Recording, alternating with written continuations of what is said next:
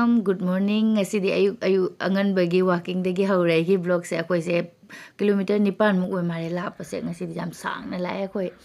walking se full exercise ne koi sagi amakha yo dosa amakha yo dora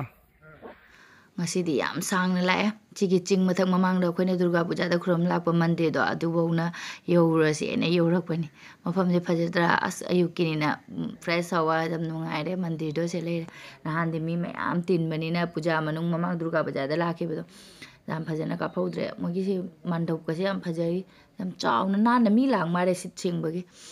mafam se aduga khoi Guwahati gi Accoland ne taw do adu se dagi di jam na nakna ure ai jum chingak asigi ching si dagi khoi lebe si dagi ne I ne ba ko khoi am chatri sa hojikti winter da di lon mare summer vacation da ta thang bo mare Accoland ai di haina dra ne khoi na Kolkata da di Nico Park ai na khoi se da ne Accoland ne na ai mare ko ai phadang gang de khoi pa se ising khorang e chal lag lag padu da ising ga su thammi man kai no mandir se da laibak phai ma ising yam khorang lambi di leire thakani na tawraga leiram se da mandir gi oina thakkare khorang mona loire na aduga chingni na inging laure pham se nungai re nuksit ka se phajana silabani na haji kumdare ni da ko je thenge pung manga dagi thuklei ni hojik se pung tarung makai muktara da keno han bade pung tare tarani nga hang mathak ta phammaga amuk kumdare khoi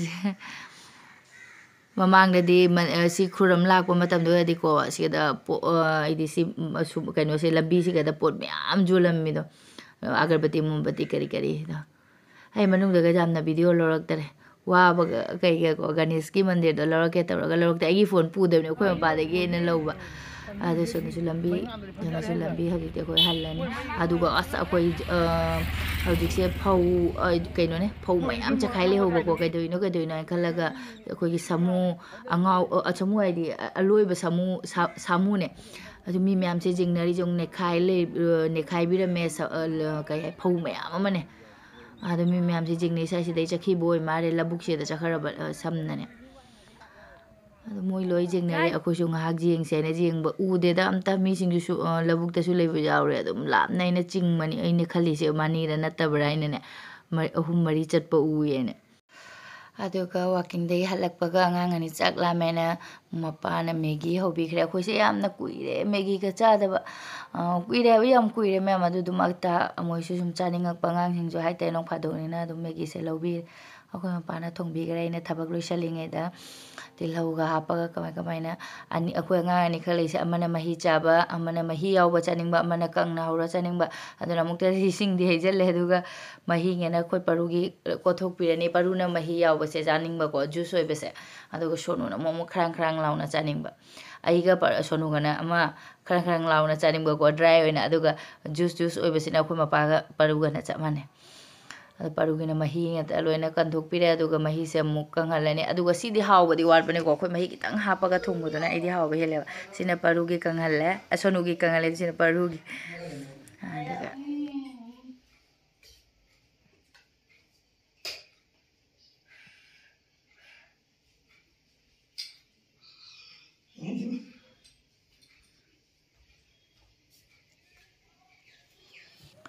sonogi su mai ju khara kangaga cha khre akoi pa na ma ma gi chara wan na mai ju tu nga cha khre aduga ai su thapak loi salaga ai gina cha ga biscuit toast ka aduga bhujia ga aduga thakpa cha loi mina hajik se phi tai rage sigi lei phanek se mayek nai bi se ichi gi ninga ina birthday da selu bagi nin han de yong phanek se tawraga ai se tum tai ba tan bagi ko sum tai ba ai han ngasi di phi tai ga da pura muk loi sal lage sigi mayek nai bi se ichi na pirak pani sel wai na ne han birthday da se chalu ba doni ngang birthday chalu bagi aduga ichi gi se han na tai rage se ne ichi gi phanek ni aina phi angang bagi sina ngang phi ma tai gi re ba blouse ngang gi ta iche gi se han tai raga pi grani ai di iche gi thupjan tham raga atenge ai gi su tai raga ngasi gi phi loi putho ge tai ge da phi tai tho ga lotion ge rage nungti gi sum pai na ai di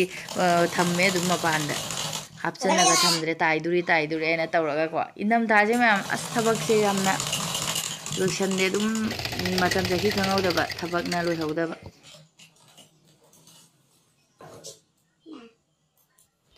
अमदी ताई लोरे कसु लेबो नते फम्बु फम्बदि ngahakdangda फिजिंगे ताइबो लोइनि अदुम तनबगी इचेगे ना हापचनग्रगे सिगी मयेक नाइबिसिगा फनेक्सिगा रांगसिदा हापचल थमग्रगे अदुगा आइगे अमुक ताइरगे असेंगमगिनि पुता हा थबकसे तौने तौरदि ma'am थुना लोइको सुम तनग्रगने अदुम तनबी तौयेबा जामना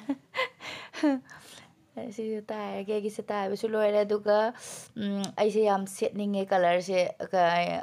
camera से खतंग वावनादी उइको अदुम मयामनासु खंगनारमनिदा सी कॉफी कलर मचु सेट ओइना लेरे गी फुरिचु ऑनलाइन दगी ना 156 दा मांगिबनेबको सी ऑर्डर तौगिबने वा से लगमते येंगगे से